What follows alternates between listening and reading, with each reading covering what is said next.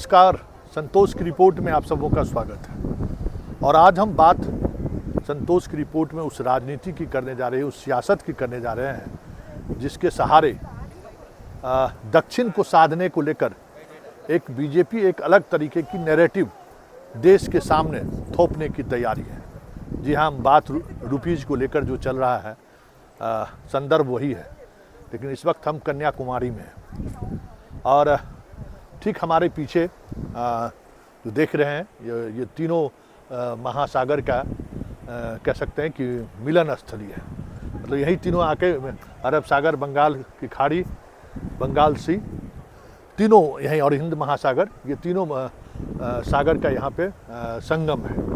और उसी संगम पर विवेकानंद, जहाँ कहा जाता है कि 1895 ईस्वी में विवेकानंद आए थे और यहाँ पर उन्होंने समाधि, मतलब कुछ दिनों तक इन्होंने यहाँ पे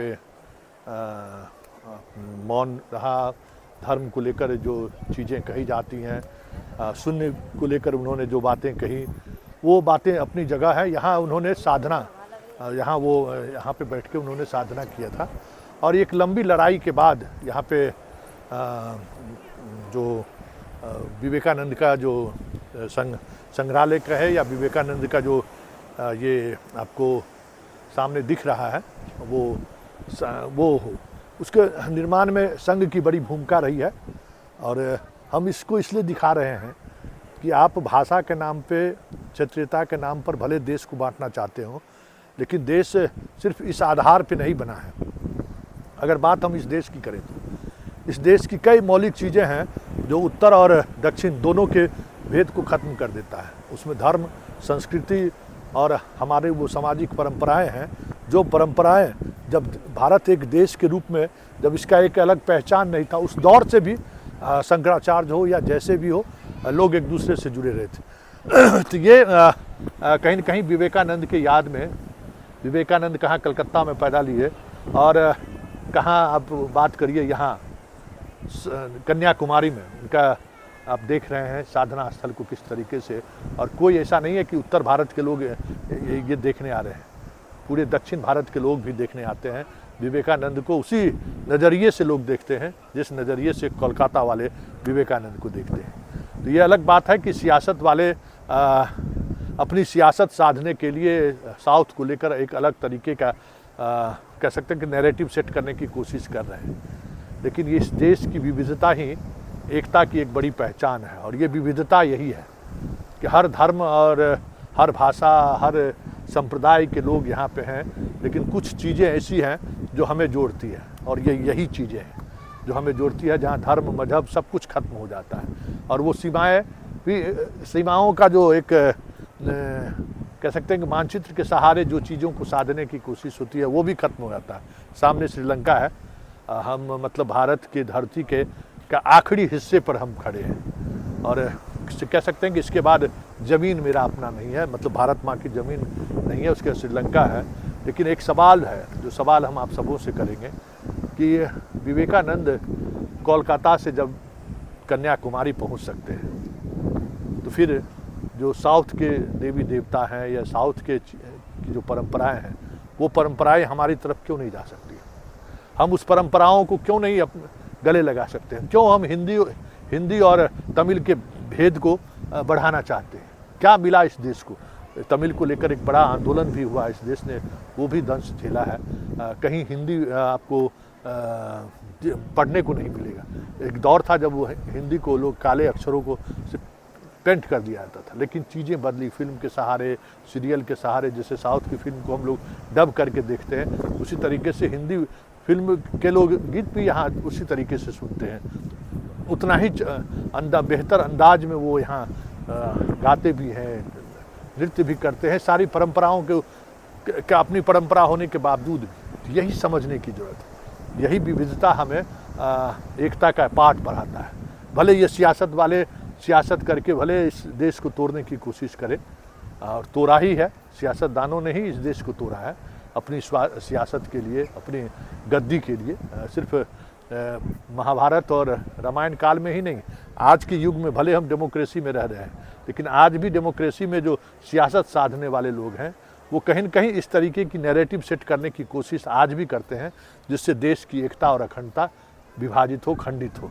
तो कमोबेश हम आज ये इस बात को कहीं न कहीं इसी वजह से हम कन्याकुमारी से हम आपको ये बातें कह रहे हैं कि ये जो रुपया में को हटा दिया, तमिल में ये हो रहा है, हिंदी भाषा को लेकर, ये दोनों मुल्क के एक ही हिस्से में अपनी अपनी सियासत, चाहे मोदी हो चाहे स्टालिन हो, चाहे योगी हो चाहे स्टालिन हो, लेकिन एक बात ज़रूर कहेंगे उत्तर भारतीयों को कि जाकर आकर कभी दक्षिण भारत के इन प्रदेशों में जाकर आइए, देखिए क्या खूबसूरती है, किस तरीके से इन लोगों ने अपने संस्कृति को भी, अपने संपदा को भी और अपने रिसोर्सेज को भी किस तरीके से बचा कर रखा है। हैरान रह जाइएगा।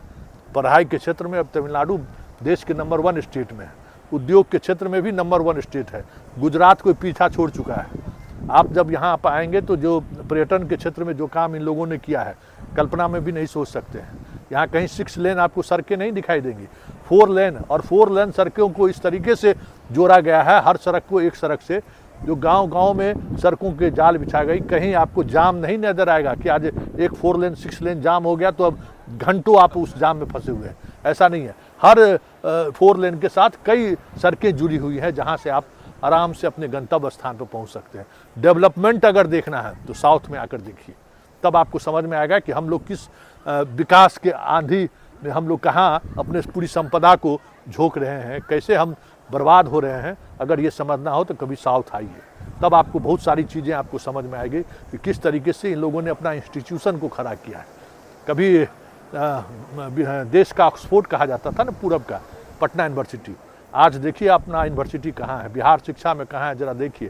और कभी चेन्नई आइए, चेन्नई का वो IIT देखिए, चेन्नई का कॉलेज देखिए यहाँ के बेसिक एजुकेशन सिस्टम देखिए, मध्याह्न भोजन देखिए, सारी जो सरकार की योजनाएं हैं जरा उन योजनाओं को आकर देखिए, तब आपको समझ में आएगा कि ये जो भाषाई आधार पर जो देश को बांटने की जो सियासत साधी जा रही है, उसके पीछे की साजिश क्या है।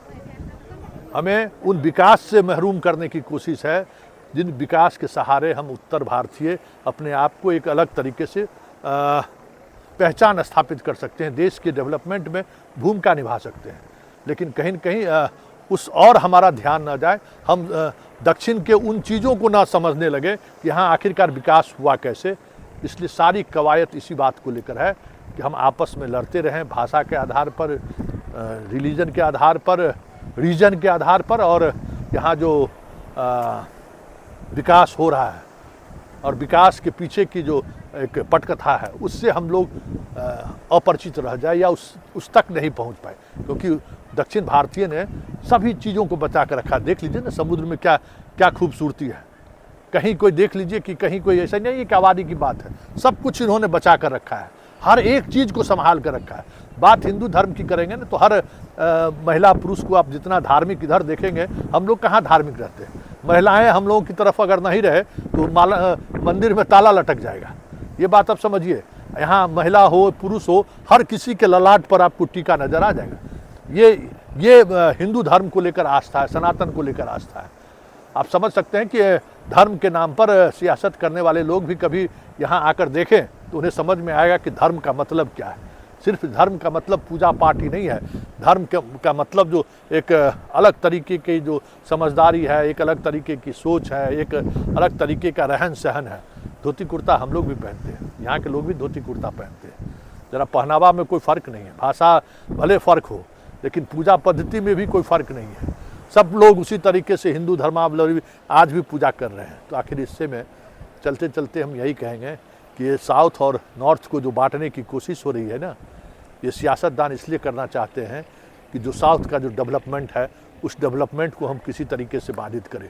गुजरात का जो मॉडल फेल हो चुका है, उस मॉडल को फिर से कैसे स्थापित किया जाए कि साउथ में इस तरीके का माहौल बने कि यहाँ के कह सकते हैं कि GDP में, यहाँ के उद्योग के क्षेत्र में, यहाँ के इंडस्ट्री के क्षेत्र में, यहाँ के शिल्पकला के क्षेत्र में जो उत्तर भारत के लोग जो गुजरात छोड़कर यहाँ आ गए हैं, वो कैसे यहाँ असुरक्षित महसूस करें और वापस फिर उन्हें गुजरात और दूसरे स्टेट में शिफ्ट किया जाए। साजिश यही है।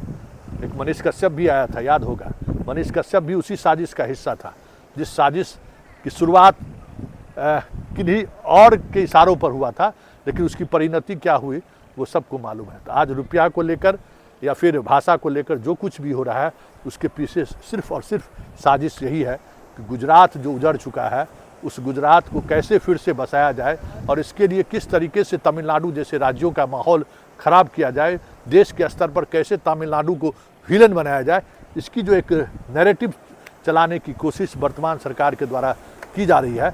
मौका मिले तो आइए, घूमिए साउथ को, तो महसूस होगा कि हम लोग कहाँ खड़े हैं।